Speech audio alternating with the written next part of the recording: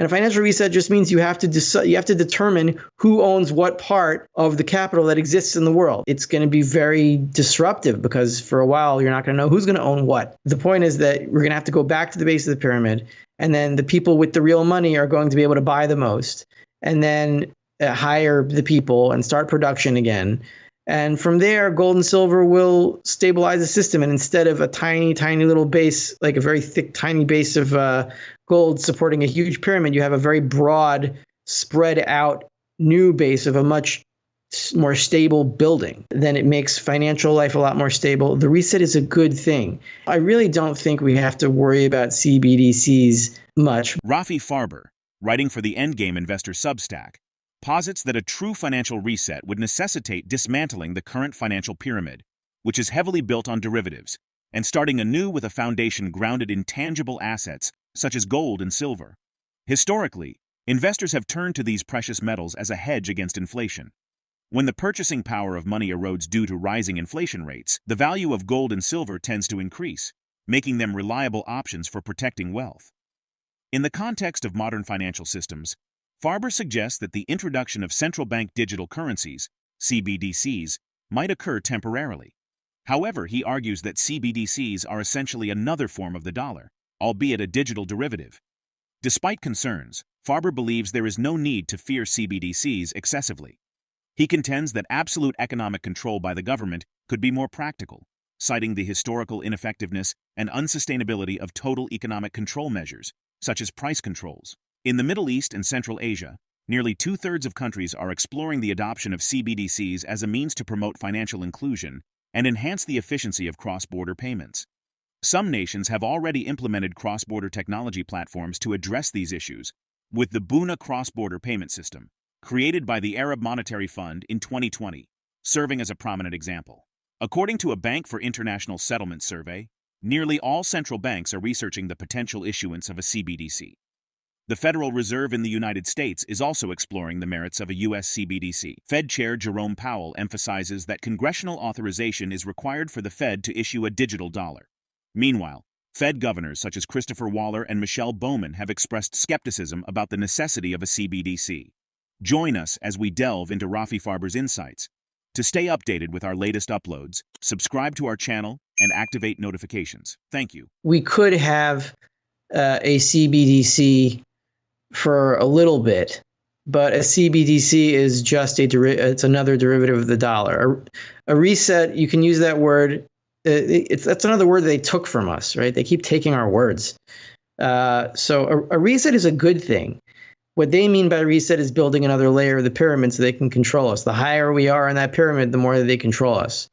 The reset would be clearing out the pyramid and starting at ground level again, which is you'd clear out all the derivatives on that are based on gold and silver, and then you start over the monetary organizational system. Now, I want to calm you down a little bit. Calm the audience down a little bit, the listeners. That doesn't mean that we're going to destroy all the capital in the world and that we're all going to go back to the Stone Age and we're just, we're going to be living in huts.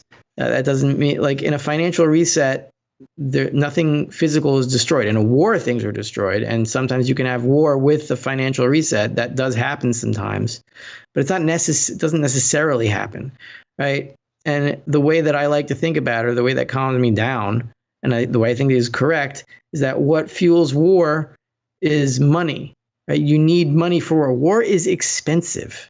In order to conduct World War II, Germany, the Nazis, what they did was they took over. They just went in and they pillaged countries and they took their gold and they used that gold to spend on their war effort. So you can't have war if you're broke, right? War means you have to spend money.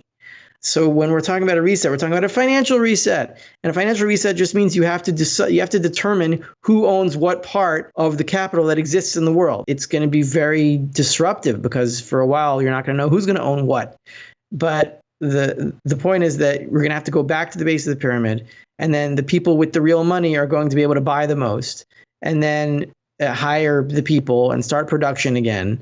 And from there, gold and silver will stabilize the system. And instead of a tiny, tiny little base, like a very thick, tiny base of gold supporting a huge pyramid, you have a very broad, spread out new base of a much more stable building, right? And then it makes financial life a lot more stable. The reset is a good thing. And I really don't think we have to worry about CBDCs much because absolute power is not possible. You can't have a government that controls the prices of everything all the time. It's like that saying, you can fool some of the people all the time and all the people some of the time, but not all the people all the time. Who said that? One of the president, was it Kennedy? I don't know. No, probably not, but we'll look it up later. The nightmare in people's heads, the government is going to issue a CBDC and control prices forever, is impossible. Price controls never work. That's like a libertarian slogan. We all know this. So if price controls never work, CBDCs will never work either. It's just a corollary of that. Not that they aren't trying. I'm not saying that they're not trying to take over the world and that they're not, trying absolute power. They are, but absolute power is impossible. And you have to comfort yourself in knowing that that's just the way the world works, and don't freak out in despair that they're going to win, because they can't. Rafi Farber suggests that the recent reduction in open interest indicates a potential increase in cash available for trading gold, which could pave the way for rising prices. While this observation doesn't guarantee an immediate price surge, current market action hints at a potential turn. Gold is up by about 1.1 to 1.2%. And silver has surged by around 4%. Despite this optimistic view, recent market movements have shown some volatility. The gold price has edged lower to $2,320 after retreating from two-week highs around $2,368 during the early Asian session on Monday. This decline follows the release of a stronger-than-expected U.S. Purchasing Managers' Index on Friday, which exerted downward pressure on the yellow metal. The gold price fell by over 1% on Friday as the U.S. dollar index rose and bond yields increased, driven by data indicating robust growth in U.S. business activity. Let's get back to the interview. I think that peak of open interest just means how many contracts are open in the futures market. So usually when we have a local high in open interest, that means that the speculative fuel has been spent. And there's not that much room to go higher until we have a pullback to set the open interest back down. So the high at this cycle was something like 540,000, and I think we hit a low of 430,000. I think the high was in early to mid-May, if I'm not mistaken, and now we're in late June, so it was about 4 or 5 weeks ago. So we're down like 110,000 contracts. When open interest goes down, what it means is that usually the bullion banks or the swaps, they're theoretically, I don't know if they actually do this, but theoretically they short the futures market and then they buy physical gold supposedly in London to hedge that out so their books are balanced, so they don't theoretically care where gold goes up or down. Now we could debate about whether they're actually long the physical, or even if they are long the physical, does the physical actually exist in London? And I guess that's only something we'll find out in the end game when these things have to cover, and some of them will and some of them won't, and then we'll be at a default situation. So that's a question that's yet to be answered definitively.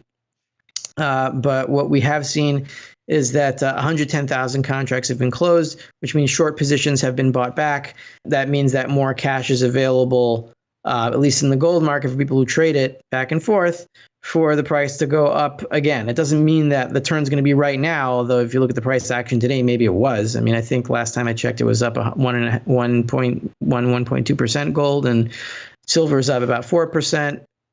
So maybe it was today. The all-time record in open interest was something like 800,000, and that was at the eve of the lockdown crisis of 2020. And there's a whole bunch of theories as to why it went to 800,000 when we only see a high of 540,000. And during the strongest portion of the gold bull market until 2011, I think the highs were around 550,000, around what the highs hit recently. And so the reset down to 430,000 is like the low that we got in the last 5 years was 400,000. That was right before the recent rally, I think just a few months ago. And if we can go back, if we can go that low, it would be even better. It would mean the price would have to be reset even lower probably.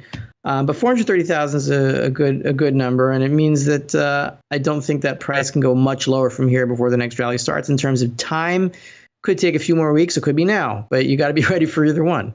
given the historical context in which gold and silver have served as reliable hedges against inflation, and considering the contemporary exploration of CBDCs by nearly all central banks worldwide, how do you envision the balance between digital currencies and tangible assets like gold and silver evolving in the future? Share your perspective in the comment section. If the video resonates with you, join our community by subscribing to our channel and enabling notifications with the bell icon. Thank you for being a part of our community.